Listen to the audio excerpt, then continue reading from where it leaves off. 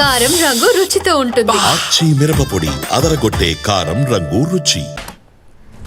సంప్రదాయానికి భిన్నంగా వాస్తవానికి దగ్గరగా రేపు సభ నిర్వహించేందుకు సిద్ధమవుతోంది కూటమి ప్రభుత్వం. గత అసెంబ్లీ ఎన్నికల్లో చారిత్రక విజయం సాధించి సంవత్సరం పూర్తవుతూ ఉండడంతో సుపరిపాలన స్వర్ణాంధ్రప్రదేశ్ పేరుతో వేడుకని ప్లాన్ చేశారు. అయితే సభ ఏర్పాట్లకు వరుణుడు ఆటంకంగా కనిపిస్తున్నాడు.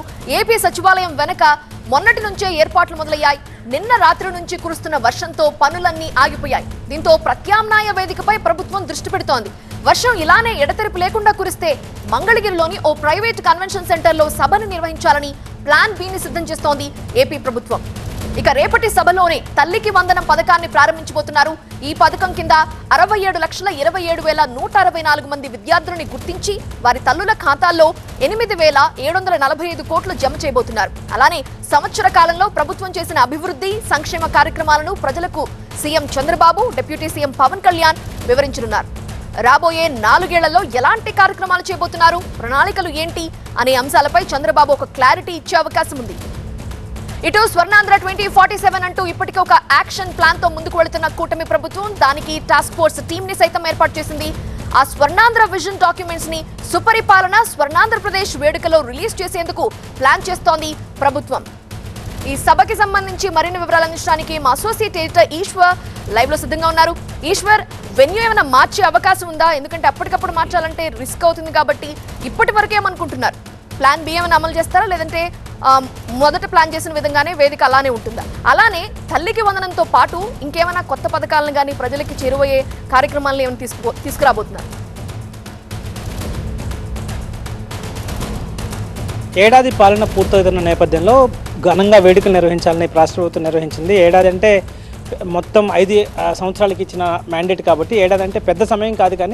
కానీ ఖచ్చితంగా రాష్ట్ర ప్రభుత్వ దిశని నిర్ధారించే సమయం, రాష్ట్ర ప్రభుత్వం గమనాన్ని నిర్దేశించే సమయం కాబట్టి దీని ద్వారా ప్రజలకు మరింత క్లారిటీ ఇవ్వాలన్న ఉద్దేశంతో ప్రభుత్వం ఒక కార్యక్రమాన్ని ఏర్పాటు చేయదలుచుకుంది. అదే నిన్నటి నుంచి ఏర్పాట్లు ప్రారంభమయ్యాయి. మనం ఒకసారి చూడొచ్చు, ఈ ప్రాంతంలోనే ఇక్కడ ఏర్పాట్లు ప్రారంభమయ్యాయి. కానీ వర్షం కారణంగా ఇక్కడ ప్రస్తుతం దీన్ని అంతా వెకేట్ చేస్తున్న పరిస్థితి కనిపిస్తోంది. దీంతో వెన్యూని ప్లాన్ బీకే మారుస్తున్నారు.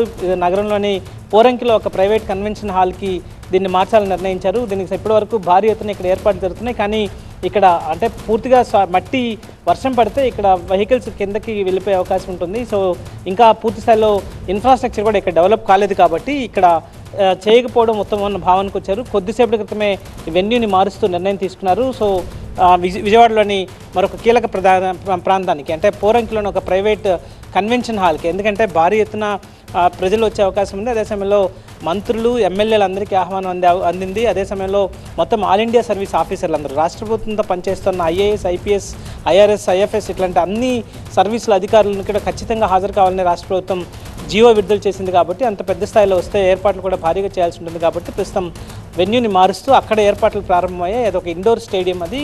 సో ఇండోర్ కాబట్టి వర్షం ఎంత వచ్చినా ప్రాబ్లం లేదు, ఎందుకంటే ఫోర్కాస్ట్ ఉంది, రేపు వర్షం భారీగా పడే అవకాశం ఉంది. ఈ నేపథ్యంలో వెన్యూని మార్చారు. ఇక ఏడాది పాలనని ఒకసారి తీసుకుంటే ప్రభుత్వం మరొకసారి రేపు ఈ వేదిక ద్వారా ఏడాది కాలంగా తీసుకున్న అభివృద్ధి సంక్షేమ నిర్ణయాలతో పాటు పరిశ్రమలు, పెట్టుబడులు భారీగా రాష్ట్రానికి వచ్చాయని చెప్తున్న నేపథ్యంలో ఆంధ్రప్రదేశ్ రాష్ట్ర ప్రభుత్వం మరొకసారి ఈ వేదికగా ఎంత పెట్టుబడులు రాష్ట్రానికి వచ్చాయి, ఎంతమందికి ఉపాధి కల్పించబోతున్నాం, గతంలో ఎప్పుడూ లేనంత విధంగా మౌలిక సదుపాయాల ప్రాజెక్టులు ఎన్ని వేల కోట్ల రూపాయల కేంద్రం నుంచి వచ్చినాయి. అదే సమయంలో కీలకమైన ఆంధ్రప్రదేశ్ రాష్ట్ర రాజధాని అమరావతి నిర్మాణం కావచ్చు, పోలవరం కావచ్చు, వైజాగ్ రైల్వే జోన్కు సంబంధించి ఇటీవలే ఒక జనరల్ మేనేజర్ని కూడా నియమించారు. సో ఇట్లాంటి అనేక సాధించిన విజయాలని చెప్తూనే మరొకవైపు భవిష్యత్తులో తాము వచ్చే 4 సంవత్సరాల కాలంలో చేయబోయే పనులకు సంబంధించి కూడా ఒక విజన్ డాక్యుమెంట్ని ఇప్పటికే 2047 అంటే దాదాపుగా 22 సంవత్సరాల తర్వాత ఎట్లాంటి రాష్ట్రం ఎలా అభివృద్ధి చెందుతుందో అన్న విధంగా ఒక ప్లాన్ని తయారు చేసి దానికి ఒక టాస్క్ ఫోర్స్ని కూడా ఏర్పాటు చేసి ఆ దిశగా ఒక బ్లూ ప్రింట్ని తయారు చేసే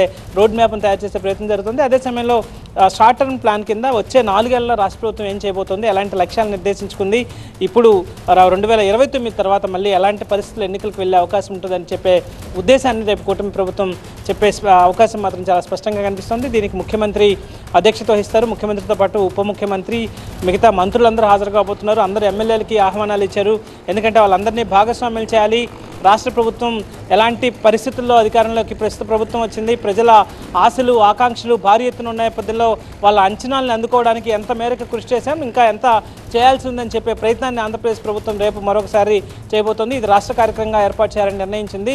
కేవలం అమరావతితో పాటు అన్ని జిల్లాల్లో కూడా అందరూ కలెక్టర్ల ఆధ్వర్యంలో ఇవి పెద్ద ఎత్తున వేడుకలు జరగబోతున్నాయి. సో మొత్తానికి 1 year సెలబ్రేషన్స్ అయితే ఘనంగా నిర్వహించే ఆలోచనలో, అలాంటి ఏర్పాట్లలో ప్రణాళికల్లో ప్రభుత్వం ఉన్నట్టుగా మనకు చాలా స్పష్టంగా అర్థమవుతుంది. అదే సమయంలో తల్లికి వందనం కూడా అనౌన్స్ చేశారు కాబట్టి రేపు దానికి మరింత దానిపైన ఫోకస్ అయితే పెరిగే అవకాశం ఉంది. ఎందుకంటే 1 year కంప్లీట్ కావడం, అదే సమయంలో సూపర్ 6 హామీల్లో చాలా కీలకమైన హామీ తల్లికి వందనం ఇవ్వడం లాంటి, అందులో భారీ స్థాయిలో అందరికీ ఒకరు కాదు ఎంతమంది పిల్లలు ఉంటే వాళ్ళకి ఇస్తాం, 67 లక్షల మంది ఇప్పటికే ఉన్నట్టుగా గుర్తించాం. అదే సమయంలో ఫస్ట్ క్లాస్ అదే ఇంటర్మీడియట్ ఫస్ట్ ఇయర్ వాళ్ళకి సంబంధించి కూడా ఇస్తామని చెప్పారు కాబట్టి పెద్ద ఎత్తున అయితే ఎక్స్పెక్టేషన్స్ భారీగా పెరిగిన నేపథ్యం కనిపిస్తుంది.